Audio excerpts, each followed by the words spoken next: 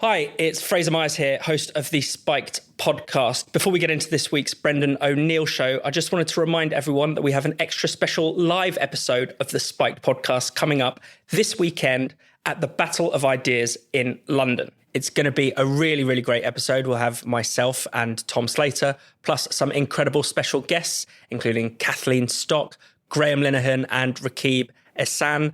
And that's not the only exciting Spiked event happening at the Battle of Ideas. We'll also be doing a live episode of Last Orders, co-hosted by Tom Slater and Chris Snowden, alongside special guests Simon Evans, Kate Andrews, and the brilliant Julia Hartley-Brewer. You do not want to miss this. And on top of all that, all of your favourite Spiked columnists will be speaking across the weekend, across a whole range of sessions and debates. So come along, ask us questions, come say hi, come and meet your favourite Spiked columnists. Don't be shy. The best thing as well is that being a Spiked fan, you're also entitled to an extra special discount. You can get 20% off all of the tickets by using the code SPIKED24 at the checkout. That's the code SPIKED24 at the checkout, and you'll get 20% off. So come join us this weekend. See us for the Spiked podcast and Last Orders Live and all the other exciting things going on at the Battle of Ideas. Don't miss it. See you there. Hello, welcome back to the Brendan O'Neill Show with me, Brendan O'Neill, and my special guest this week, Jon Moynihan. Jon, welcome to the show. Thank you, Brendan. Very pleased to be here. It's great to have you on. First time that you've been on, hopefully not the last. And I want to talk to you about your new book, which is called Return to Growth, How to Fix the Economy. I love it when a subtitle of a book is so grand as How to Fix the Economy. I'm sure politicians will read it with great interest and relish. But let's talk about the title to begin with, Return to Growth, because as I was reading the book, and there's so much in it that I want to ask you about, but it struck me that that title is actually quite rebellious and countercultural in today's era, because growth is supposedly the cause of all ills. You will know that there are young people on our streets all the time demanding an end to growth.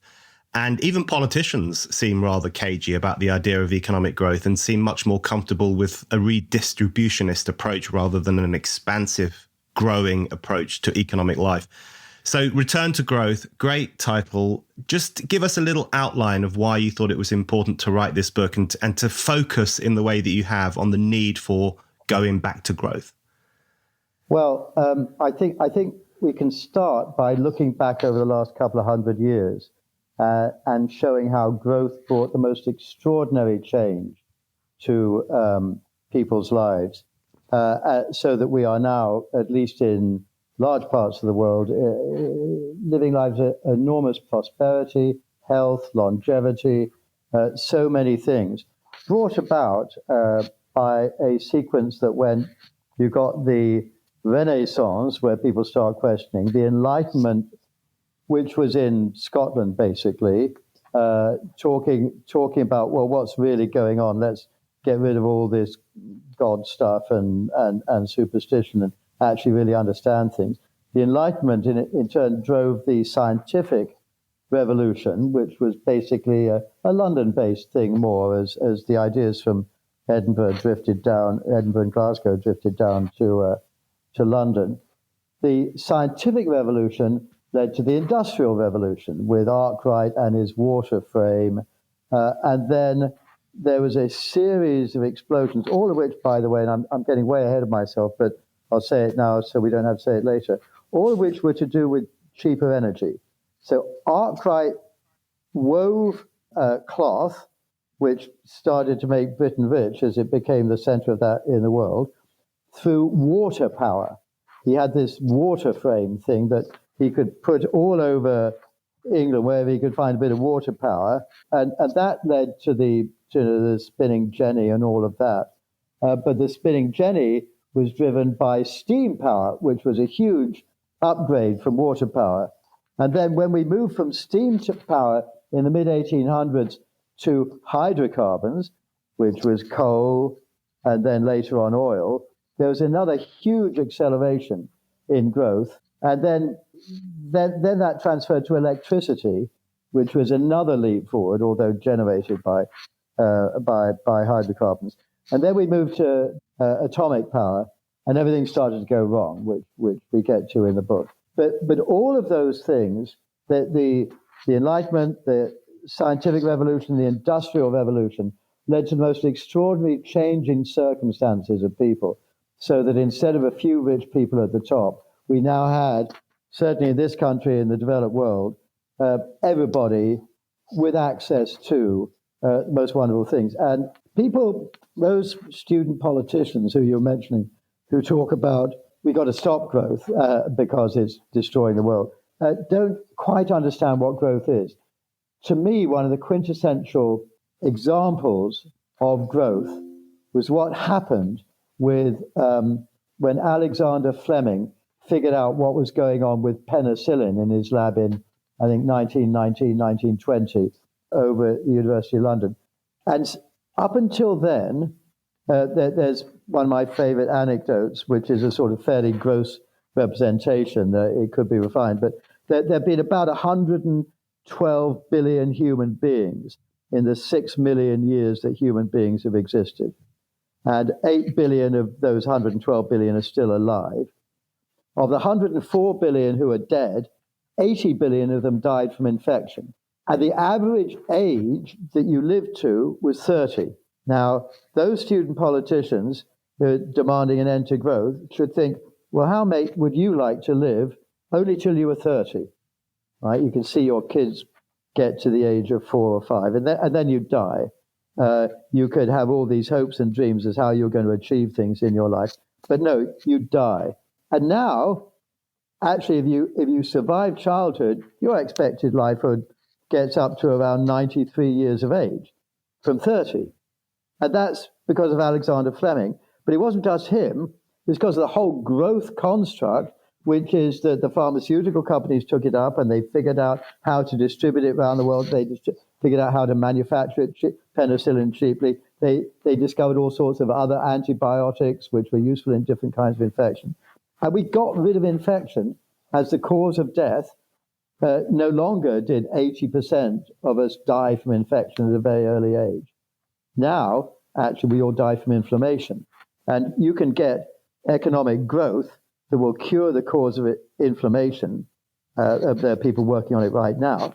So you don't die of heart disease, you don't die of cancer, you don't die of Alzheimer's, all these inflammation-related diseases, and we could start living to 130. Now that's what we mean by economic growth.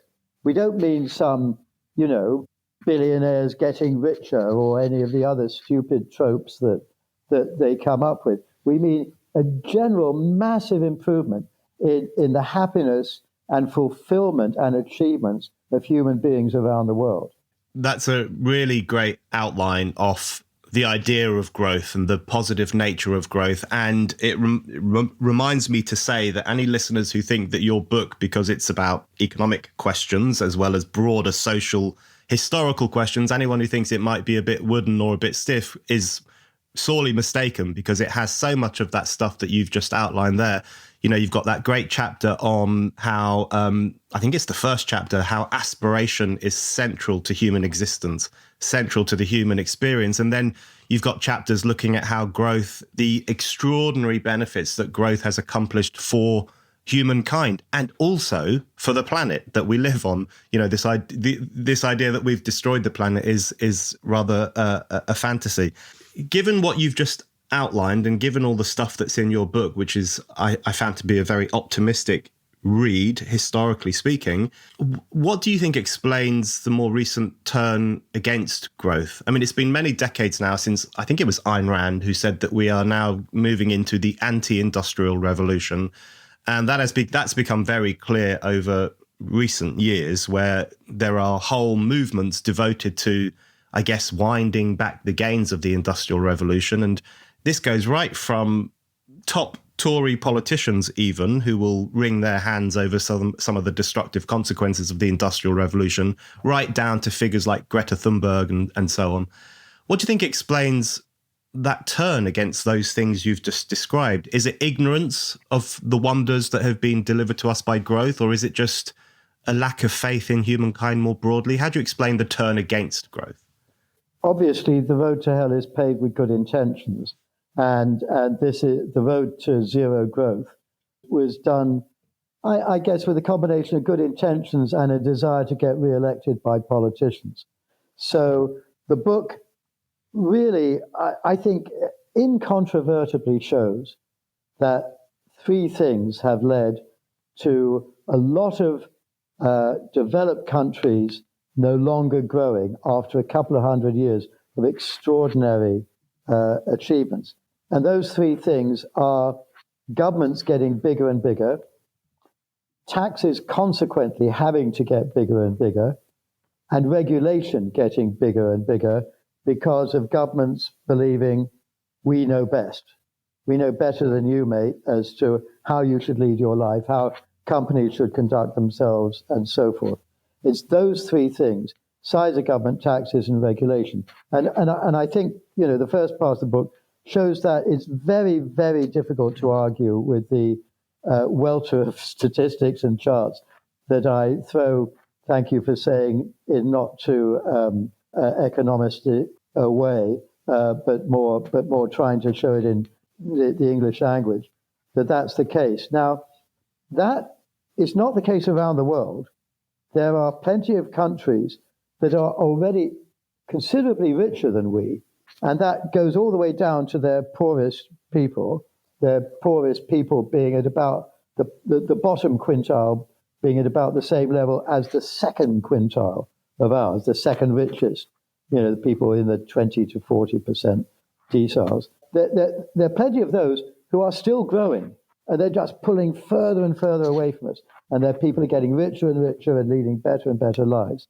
And all that stopped in certain countries about 20 years ago. It was getting worse and worse, as my book shows, since the Second World War. But growth after the Second World War was terrific, but bit by bit, from the 60s to the 70s to the 80s, it just got worse and worse.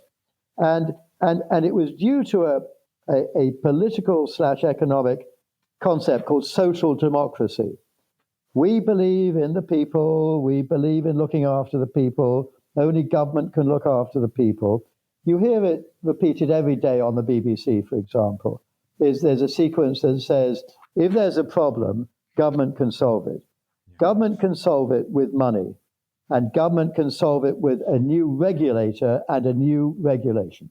So that's the concept. We know better, and every problem should be solved. So every day on the Today program, we'll say, there's a new problem come up, and the government's got an answer. We're going to spend money on the poor people who've been affected by this problem, and we're going to put in lots and lots of regulations to make sure it doesn't happen again. That's the social democratic approach. And the heartland of it, I don't want to offend your many listeners who are Remainers, but the heartland of it is the EU.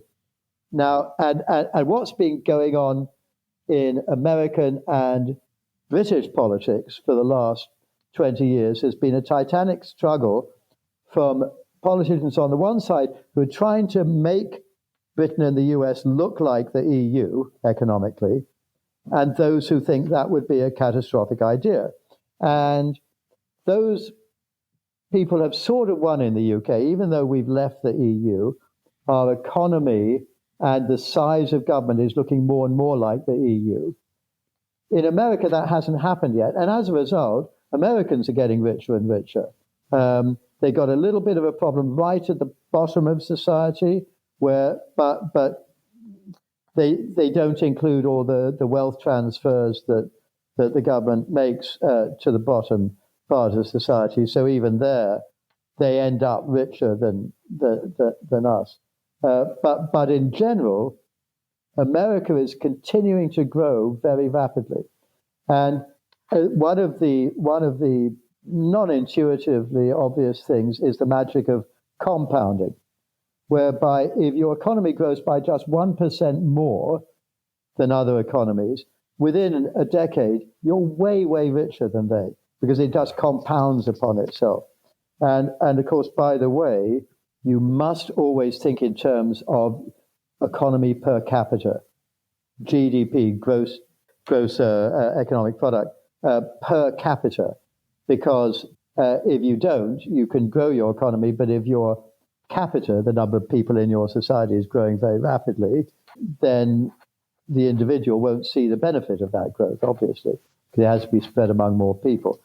And you see that in countries where the population grows indigenously very fast, say in Africa, or you see it in countries like ourselves and a lot of the EU, where they've been growing population fast because of immigration. So this is not a xenophobic remark. It's merely saying the more immigrants you have each year, the faster you have to grow your GDP in order to get any kind of GDP growth per capita. And it's now got so bad that in the past 20 years, the EU and us haven't really grown our GDP per capita. We've grown our GDP a little bit. We've also grown our capita, our population, and therefore we haven't grown our GDP per capita. So that's the big worry, that if you become a social democracy, then you promise things that you can't afford, you create huge deficits, your debt mounts up, so that eventually a huge amount of what you're spending each year as a country is just debt service. Debt service with us is around 10%. It's about 90 billion pounds a year just paying the interest on the debt that we incurred earlier. And that's going up more and more and more each year.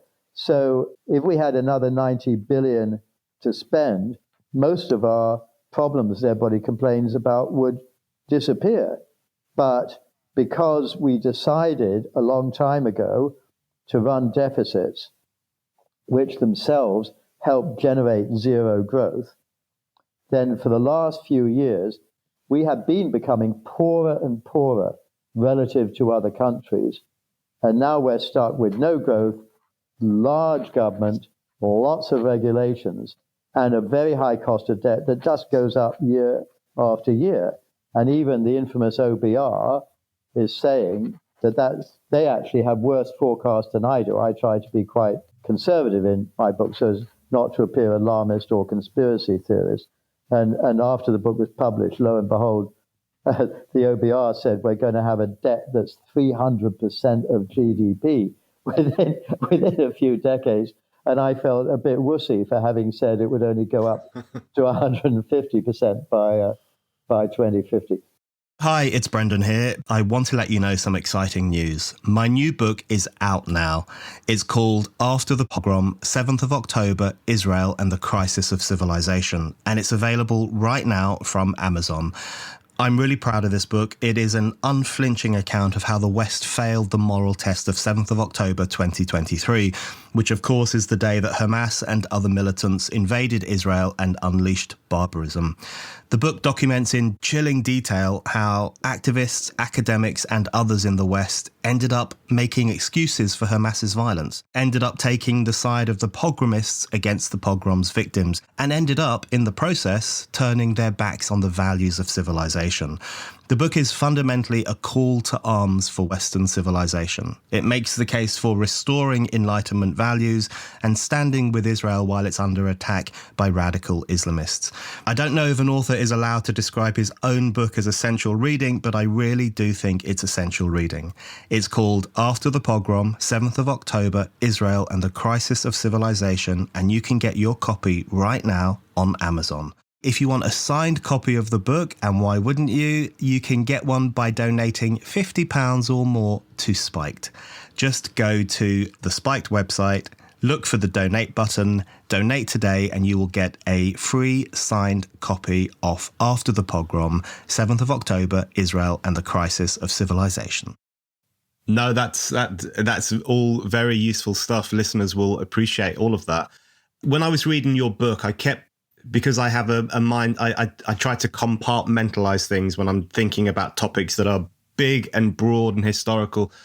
And I was trying to divide the many brilliant arguments you make between things that reflect the modern ideological opposition to growth and things that are really policy measures that impact negatively on growth. And I was trying to kind of think about them in those two different ways. Now, of course, as your book makes clear, and as I'm sure you will say yourself, those things are related. So it's the ideology of big government, anti-growth, environmentalist hysteria, etc., which then influence the policy. But I was just trying to kind of separate them in those ways to understand them. And I did want to ask you about some of the policy measures that have a negative impact on growth. And you really look in the second part of the book in particular, you look at steps that governments take which have a detrimental impact on growth and all the benefits that growth brings, as you've outlined.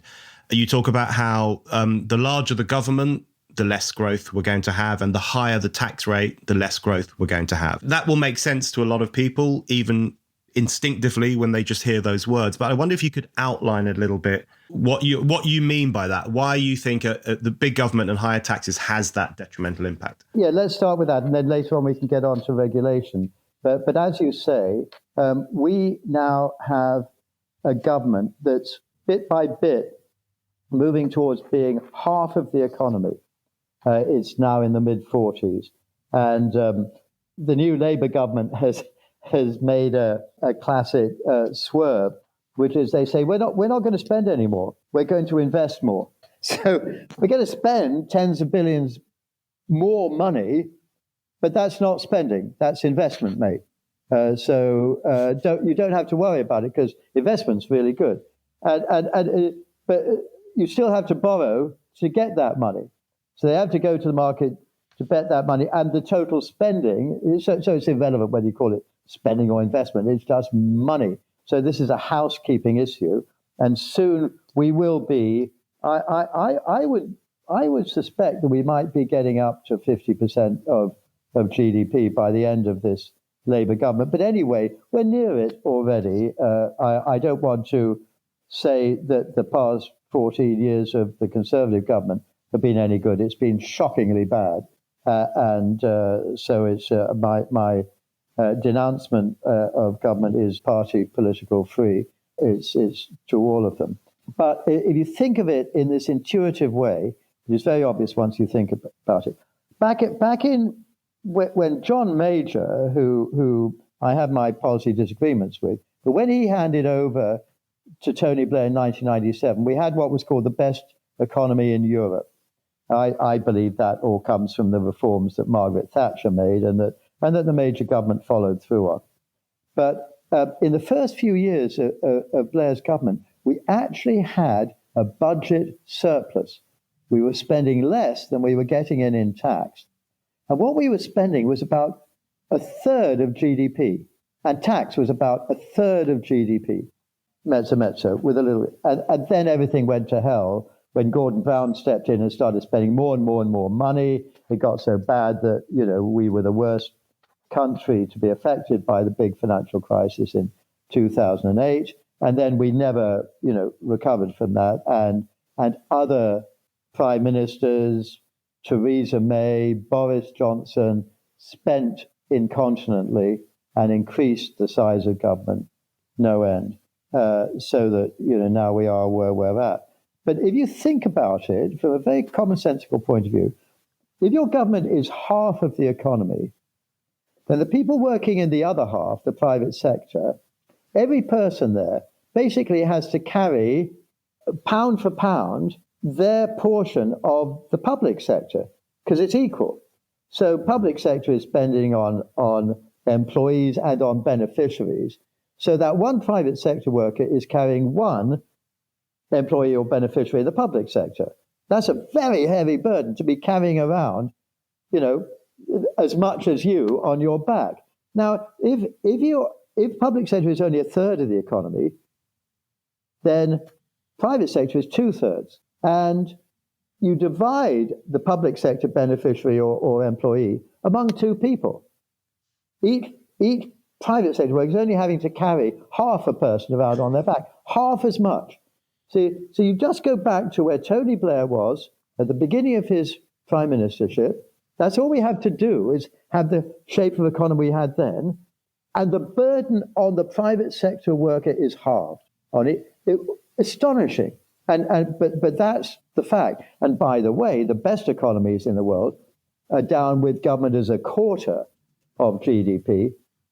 And so 3/4 in the private sector, you only have a third of the burden that you have if the government is half of the economy.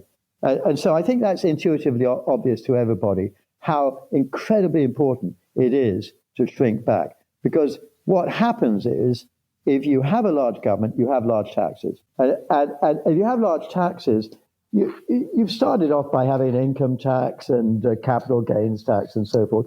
But by now, they're trying to have a tax on everything. And they don't call it a tax, they call it green or something.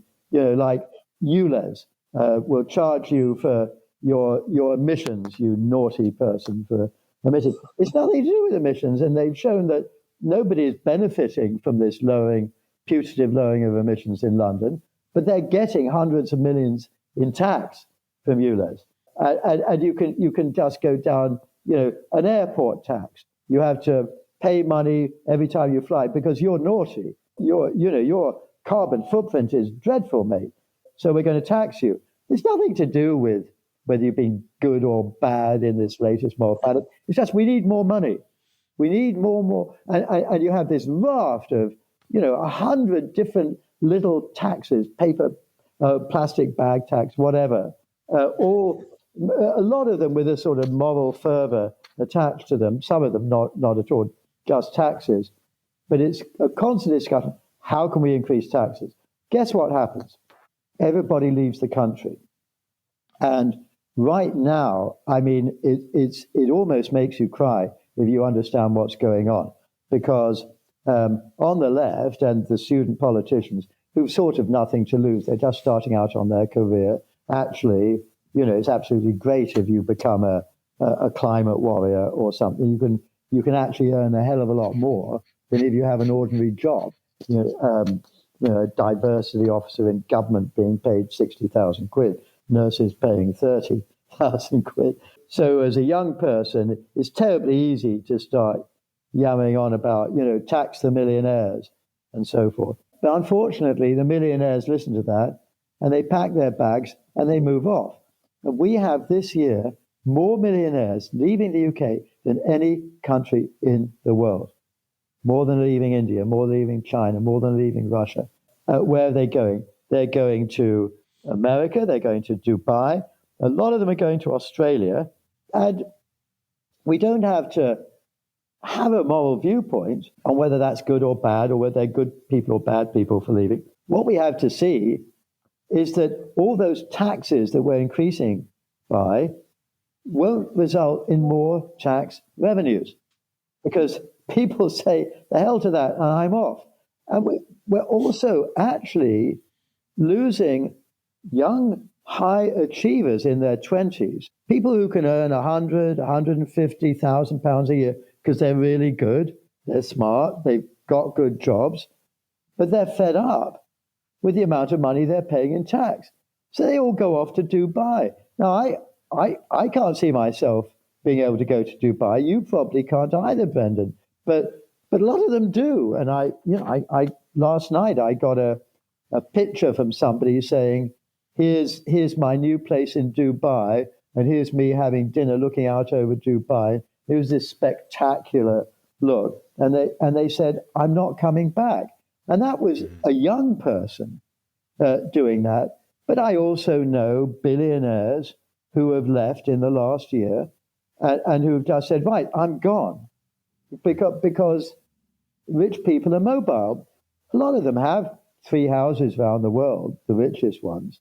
And it's just a case of moving their belongings. I heard from a guy, he's a tailor. He said, I've got a client who's a billionaire. And he says, sorry, I won't be buying suits from you anymore, but I'm leaving. But by the way, I'm not leaving yet, because I called up the movers and said, I want to get out before Rachel leaves this budget. And they said, sorry, mate, you'll have to join the queue. We're completely booked up. We're completely, and I know somebody who owns a high-end club, says he's lost hundreds of clients who are not coming back. If they were going to come back for a couple of months a year, they'd keep their membership at the club. They stopped it. I know a hairdresser in the West End told me, I've lost 2 billionaires and 2 centimillionaires who are they've all now moved already out of this country. Now, you can say, a lot of people are amazingly saying, good riddance. But where do they think the money is going to come from to pay for all this stuff that we're now saying we want. So big government takes a huge amount out of the economy. And by the way, a lot of really smart people then go into government and go into businesses that are sucking up to government, and crony capitalism, all these things that we know are really bad for an economy. But with a big government, there's so much more moolah to be found there that's where they all go, instead of going into the private sector and doing decent, inventive things. But big government leads to high taxes, leads to a flood of people going out of the country, leads to less tax revenues, leads to bigger deficits, leads to even more debt, leads to even higher debt servicing costs. And don't let anybody tell you this hasn't happened. And it didn't start with the Labour government. It started, it was in full flood with Rishi Sunak and Hunt as Chancellor, just being horrible to rich people. And God bless you. You want to be horrible to rich people? You think being rich is inherently an awful thing to be? God bless you. Go after them. Just be aware that you're destroying the economy by doing that. So well done.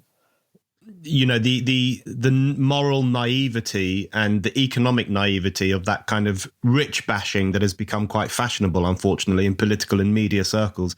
You know, it's so stupid. You know, eat the rich, kill the rich, whatever these people say, the more extreme versions of them, without thinking through the consequences of this in terms of people leaving the country. And then that has all the consequences that you've just outlined there. I really agree also on the kind of increasing number of taxes that are sometimes not even called taxes, and which are essentially sin taxes, as John Stuart Mill said, you know, punishments of us for daring to have a good time, whether it's flying on holiday, driving a car, having a pint, smoking a cigarette, whatever else it might be, because the government needs more and more money and it will wring it from our pockets. And I did want to ask you about, I really like your image of the private sector workers piggybacking public sector workers around. I'm sure that will conjure up an interesting image in the ears of listeners who work in the private sector, who will now be thinking about how many people they are carrying when they do their work. But I wanted to ask you about regulation and red tape and where that discussion is going. I always think about the great Rousseau line, you know, man is born free, but everywhere he is in chains. And I just think, you know, man is born free, but everywhere we are just suffocating in red tape. And governments have said they will tackle over-regulation. So the Cameron-Clegg government, how long ago was that? 14 years, 15 years? They promised to have a bonfire of the quangos and to get rid of all that excess governmental departments and so on. And even this new government, Starmer's government, which I have no faith in at all, they have promised to remove certain overregulation, particularly in relation to house building and so on. How bad has regulation got? And do you have any belief that this current government will do anything to tackle it? I saw what you referred to, Brendan, which was Keir Starmer promising deregulation. It may be that they do certain important deregulatory actions, such as on housing. They promised to do that. The Conservatives never did it because they were afraid of losing seats in the Greenbelt and southern constituencies.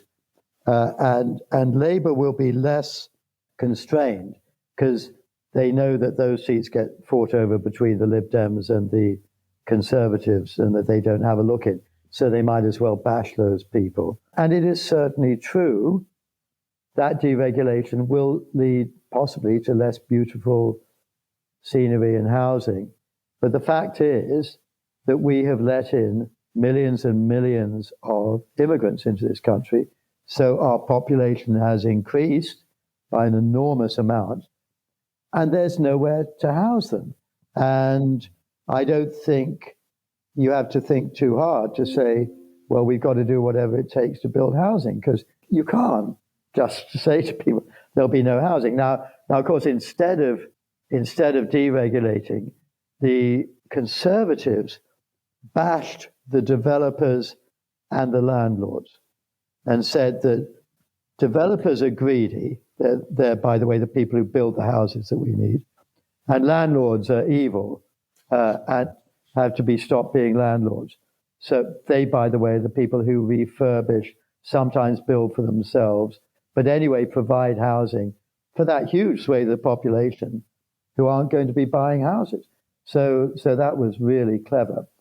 So development regulation may well be eased, and you have to say good, because although it's a regrettable thing that you have to do it. Right. On the rest of it, I'm not so sure.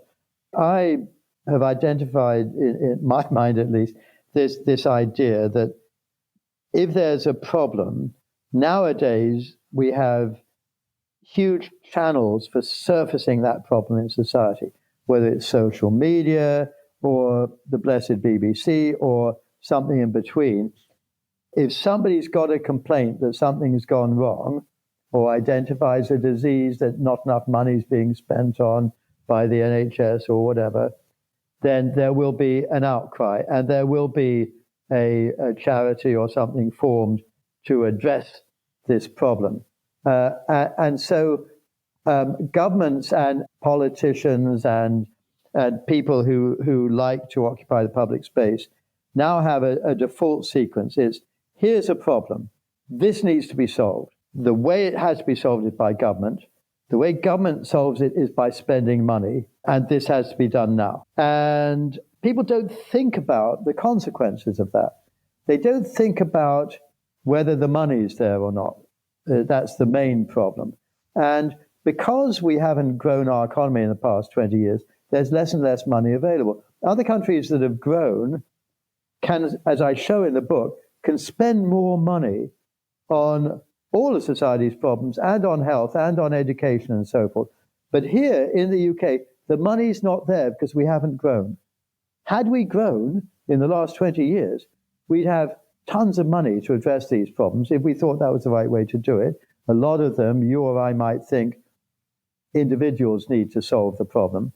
A lot of the problems are all down to taking on responsibilities and duties as a citizen, not demanding your rights to more and more as a citizen, because that is leading us into a cul-de-sac. But as far as the government and politicians are concerned, they've discovered it's popular to say, here's a problem, we're going to address it. So now we're going to have a football regulator, and which is utterly ludicrous. You know, the one thing that should be kept sacrosanct is the ability for football clubs to do incredibly stupid things and to buy absurd players that they can't afford and then crash out of the Premier League. And it all adds to the gaiety of nations. To have a football regulator is absolutely nonsensical. But no, they've managed to top that by saying they're going to have a snooker regulator. I always thought snooker was something, you know, that as a teenager and in your early 20s, you'd feel incredibly dangerous by going round to a snooker hall and having a crafty cigarette and showing how bad you were at snooker. But no, we're going to have a regulator on that. They got a minister for loneliness. Now, that's clearly something that a regulator is going to totally solve, is loneliness. And you could just go on. I mean, it's like an Aunt Sally. You can have fun forever talking about the lunacy things that the quangos being set up are designed to do, and that governments want to do. But joking aside, there is now this attitude of we know best, and what we need is a regulator to tell you what to do. And I have, you know, in my private sector activities, crashed into regulators over and again. I can tell you it is not a good experience. It is the process is the punishment. You know, people will have read Alan Halsall's book about how he was just an honest guy. I don't know how much time we got, but the referendum, Jack Straw passed some laws as to how we deal with referendums. And I spoke to him about this, and I know he was appalled at what happened. The referendum law said, when you're having a referendum, private citizens form organizations, and the regulator, the Electoral Commission, chooses which organizations on each side will be the designated campaigner, and they're allowed to raise money privately up to a certain amount to campaign around the country. Alan was the so-called responsible person for Vote Leave, which was selected as the campaigner. We raised 7 million or something like that, a bit more, which was the amount we were allowed to raise. All private, nothing paid for by government, and campaigned. It was much less than the Remain crowd. They spent much more than the Vote Leave Brexit crowd.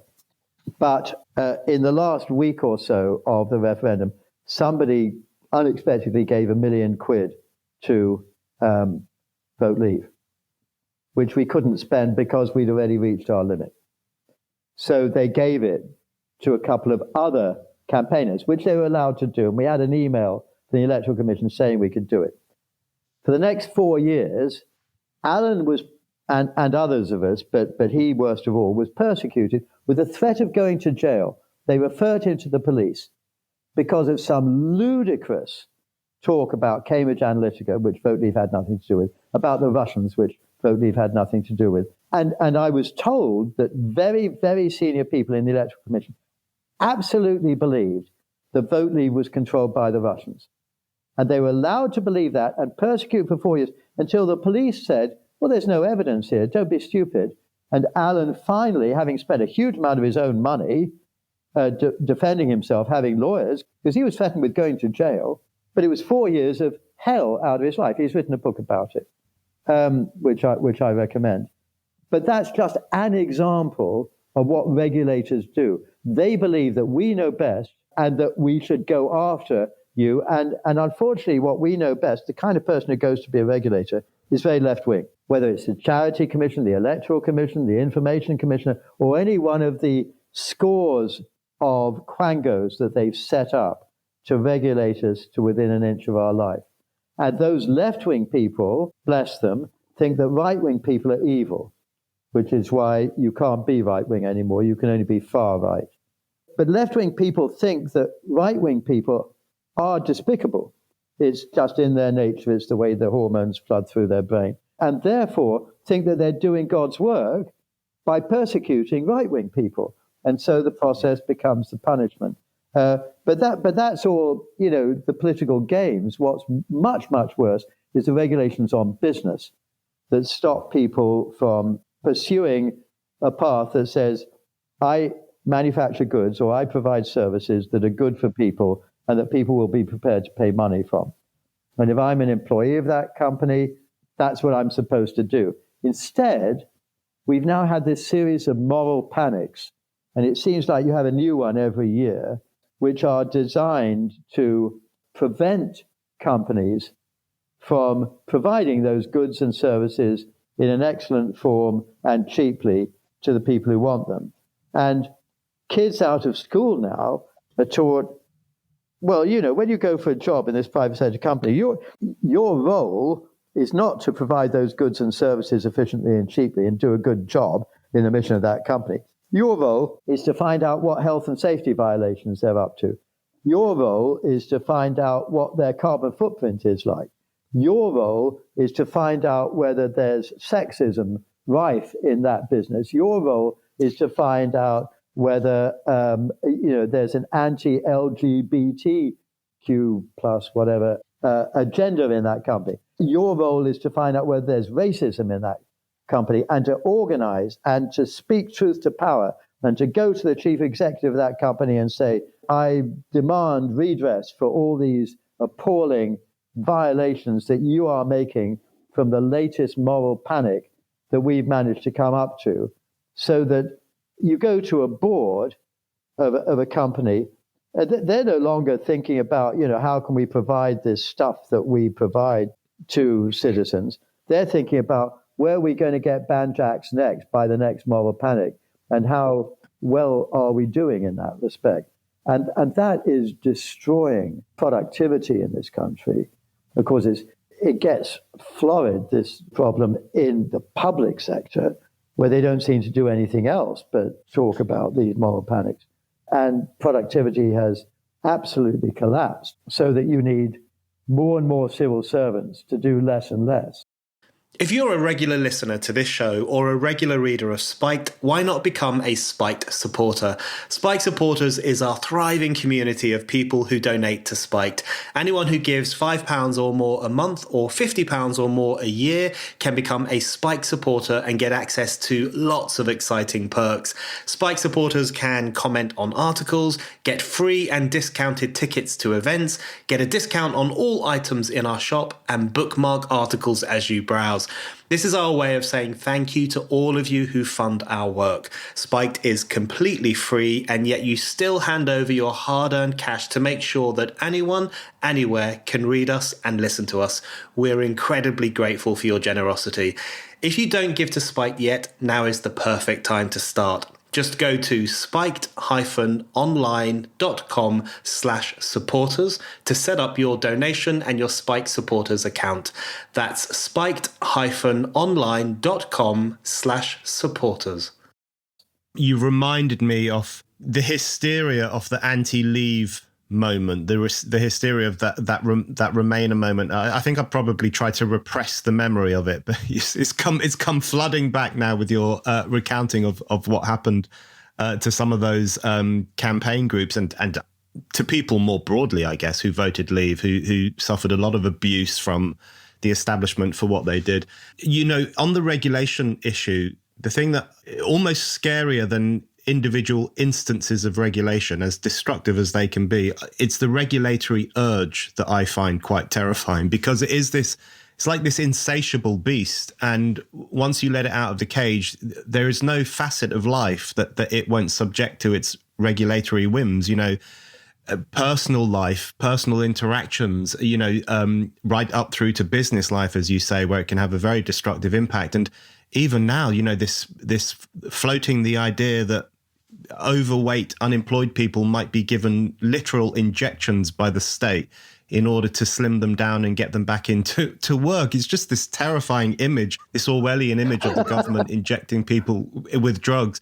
You know, it's terrifying. And I think you're right, because not only does it harm existing businesses and existing enterprises by weighing them down with all these burdens that are unnecessary for the most part, but also it acts as I think it discourages future entrepreneurship, because who is going to take who's going to take all this on? You know, the young man or the young woman with a great idea, a great business idea, a great invention, you know, they could very well be put off when they know that they have to fill in 1 million forms every week to please the regulator. So it's very destructive of that spirit. The spirit you describe in your book, which is, I guess, is the spirit of modernity, is threatened hugely by the existence of this regulatory urge. I did want to ask you about one issue that I think straddles those two things that I am slightly falsely separating, which is the policy impact on growth and then the ideological impact. One thing that I think marries those two things together is the net zero idea, because net zero, it seems to me, as a policy is wasteful and unpredictable and destructive. And people have written about, you know, we don't really know how much it's going to cost. It's going to be in the billions, and whether it will have a positive impact is very much up for question. And then that also expresses very well the modern ideological hostility to growth, which often takes the form of a kind of environmentalist language. It often takes the form of the planet is on the path to hell. We're destroying our own planet. We're destroying our own species. We're destroying humankind itself. And as you outline in your book, growth has actually been incredibly beneficial for the world we live on, as well as for the people who live on it. So what's your view on net zero? What do you think is driving that? And I think in particular, I would like to ask you why you think the Conservative Party, certainly the center of it, has warmed to that idea. You can go at the net zero situation from so many angles. You can start with, is the kind of cataclysm that the net zero campaigners claim is going to happen. You start off with, does carbon into the air create global warming? And an awful lot of people say, yes, it does. So you can stipulate that. Then you say, is it going to be as bad as people are claiming? the earth is boiling, said the Secretary General of the EU or something. Well, the science, which the net zero people say we should stick with, say no, it's not going to. It's not going to be anywhere near that problem. It's going to be quite containable, says the science. But anyway, then you say, well, still, I want to stop that. Fine, okay, if you say that, then you go, well, is what we're doing going to stop that? The answer is no, mate, it's not, because for a start, we don't do much. But we can be a model to the world, and they'll follow our leadership. And it's you go back to the CND marches in the 50s, where some very well-meaning people said, campaign for nuclear disarmament, let's just unilaterally get rid of our nuclear bombs, and everybody else will follow us.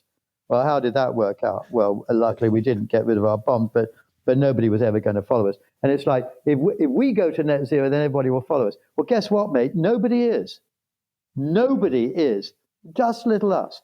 Okay, but fine. We're only less than 1% of carbon emissions, and maybe it's only going to be us. We'll stand alone and proud in the entire world for actually getting rid of our carbon emissions, while China builds 2 coal-fired generation stations every week, 100 or more a year, every year. So, every year, creating more ability to throw carbon into the air in their new stuff that we're throwing out altogether. All right. So, but okay, but the moral thing to do is let's do it anyway. Okay. Well, is the net result of that net zero to actually lower the amount of carbon going into the air around the world? Well, no. If you want to lower the amount of carbon in the world, you should drill for and use as much hydrocarbons in the UK as you possibly can, because we use clean technologies to use those hydrocarbons, whether it's in making steel or manufacturing cars or even in drilling. We're much cleaner in how we drill oil than the rest of the place around the world. And if we don't manufacture something, then what happens is the factory closes down and it's manufactured in China, where they manufacture it using dirty technologies, and therefore much more carbon goes into the air because we pursued net zero. So if you really believe, and it's not just some religious nutty aberration that you've got, if you really believe that you want to get the amount of carbon going into the air down, then abandon net zero as fast as you can. Now, you could go on from that to say there was an earlier moral panic that I referred to, the campaign for nuclear disarmament, that spilled over into an attack on nuclear power. France has far less emissions than almost anywhere in the developed world. Why? Because they built 60 nuclear power stations. And we were online to do that. Then suddenly we get back to our friend we were discussing earlier, regulation. There's an extraordinary article in The Spectator a month or two back on what the regulation costs to build a nuclear power station. It means, I think, that at the end of the day, we're something like 10 times as expensive as building the same nuclear power station in South Korea, when you add it all up on top of each other. So, of course, we can't really build nuclear power stations. And yet, as I mentioned earlier, the whole of economic growth depends upon our leapfrogging power generation costs. And so if we want to move beyond hydrocarbons, nuclear is the answer. Wind and solar are incredibly expensive and incredibly inefficient and will not work. And that's been documented up the spout, which is another way of attacking the whole net zero idea. But what we need to do is do nuclear. And nuclear, there are about 30 different technologies waiting to be explored that you can't explore because of regulation, because of the enormous cost of regulation. And the government picks the winners. The government has said, well, it's these Rolls-Royce small modular reactors that we're going to give £400 million to. Well, maybe they'll work, maybe they won't. It's using a technology that was developed in the 1950s for nuclear submarines. It's not exactly modern. there are fission technologies, and most notably the molten salt technology, and there are half a dozen of those, where you can't have a nuclear explosion from them because of the way that the molten salt allows the thing to cool down. None of those are being explored, although in America they're beginning to explore them. By the way, I've got an investment in a molten salt technology, so the listener can lay off and think that I'm biased. But I did that because I thought this is a wonderful new technology that's safe and that it will reduce the cost of power enormously and allow us to keep going. But there's also fusion and the tokamak technologies, all of those nuclear technologies that we're not bothering because we're, pardon my vulgarity, pissing away all our money on subsidies for solar and for wind, which aren't going to work. They're not going to work, to get costs down, and they aren't going to work in terms of transmission. It's just going to be a disaster. And, in 15 years' time, Boris Johnson will still be alive, and I hope somebody puts a custard pie in his face or something for the totally nonsensical way he approached this whole net zero, as you say, conservatives, and it was started with Theresa May. You know what it was? Theresa May, incredibly unpopular, had to resign. Everybody felt sorry for her. So they pushed through this net zero thing in the waning days of her premiership, just to be nice to her. And I'm sorry, she never struck me as the person with whom I would entrust any logical thinking that was necessary for an important decision. And then Boris comes along and makes it worse by accelerating from 2035 to 2030. Utterly irresponsible, nothing to do with reality, just a feel-good thing. And we're all going to suffer painfully from it. There will be blackouts and brownouts, and we have this flood of companies leaving the country, which is another reason why we're not growing. Very well put. And it seems to me that the case for nuclear is unarguable at this point. If you support growth and an era of plenty, as people like you and I do, or if you want to, lower emissions, as most of us do, then nuclear is unquestionably the way to go. The fact that Greens, who are very, very worried about the burning of coal and the digging up for oil, the fact that they oppose nuclear, I think, really demonstrates that they're not actually looking for a solution, but they are just wringing their hands over what they see as the big, dirty human footprint on the planet. It really does come down to that. I've got one more question for you, Jon. The thing I really enjoyed about your book, and I'm sure listeners will too, is that it gives both a historical account of how growth happened and why it was such a wonderful thing for humankind and for planet Earth.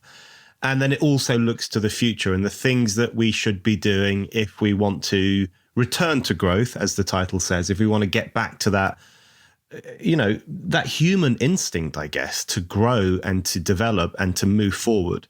So people will get a lot from your book. And I wanted to finish off by asking you, however, a slightly more basic question, which is that if you had a couple of minutes with Rachel Reeves, if you were able to sit down with our new Chancellor of the Exchequer, the first woman to hold that position, who is rarely out of the news and is coming up with all sorts of ideas, none of which strike me as particularly inspiring. If you had a few minutes with Rachel Reeves and you wanted to convince her of some of the case in your book, what would you suggest?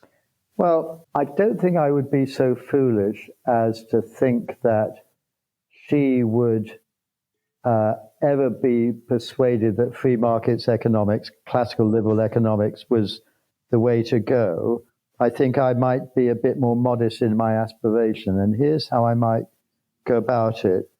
Because I suspect that this Labour government is going to make things much worse. So I would just try to make things a bit less worse than I think they're likely to make it. And the way I would do it is that in the chapter on big government, I talk about how to get costs down. Because she's in a bind right now. All this talk about a 22 billion black hole or a 40 billion black hole. So all she's saying is, we're planning to spend 40 billion more than we're going to be getting in income tax receipts. And the news I have for her which can be seen in the tax chapter, is that she won't even be getting as much as she thinks she's going to be getting there because of all these people flooding out of the economy, and for people not starting up businesses, as you said, and for people closing their businesses down because they're fed up with the regulations and so forth. So you've got a problem, Rachel, but then you've got the OBR, who you say you'll believe, saying you've got to keep within certain limits. And all that's left to you, Rachel, is actually cutting costs, lowering the size of government. In this fantasy that you put forward to me, which is terribly exciting, of me sitting with her and sounding wise, I'd say, well, of course, everybody wants to cut costs, and it's very difficult, which is why nobody does. And the news is there's a schedule in the book, chapter on size of government, that says we're spending about £100 billion more than countries that are equivalently rich as us in GDP per capita. Now, that doesn't mean to say we should stop there. We need to spend about £300 billion less, that 100 billion and another 200 billion, in order to get back to where we were in Tony Blair time that I talked about. And if you're going to spend even 100 billion less, there are some very difficult things you're going to have to do. And the first is to abolish the triple lock. The triple lock is one of the biggest scams that I know of. And it's resulting in crazy increases. It's not at all what people think it is. There's a section in the book that explains why it's completely different from what people think and why it's completely out of control, the amount of money.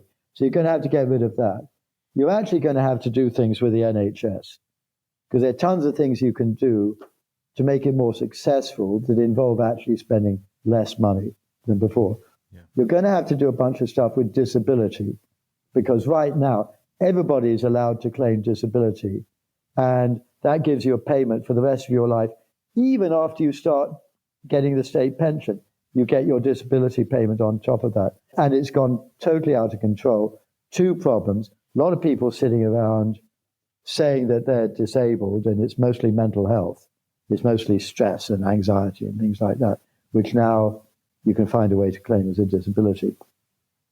So you've got a lot of people sitting around doing nothing. And if they do have slight mental health problems, the very best thing for them is to have a job. And you're doing the opposite. So by the way, you save money and you help society. But also, once people have got a job, they're no longer a drag on the exchequer. In fact, they're the opposite. There's NIC that's being paid on their behalf, which is on the revenue side. So, I mean, I talk about those three things and maybe a couple more, and saying, you're going to have to spend less money. It's going to happen. Otherwise, you're going to have all sorts of problems with the OBR, the IMF, the bond markets, whatever. And the only ones that make a dent are the following. And they're in the book, showing how you can get down 100 billion down, even if she only took 20, 30, 40 billion of that and cut costs. It would make things a little bit better. Jon, thank you very much. Brendan, delightful to talk with you.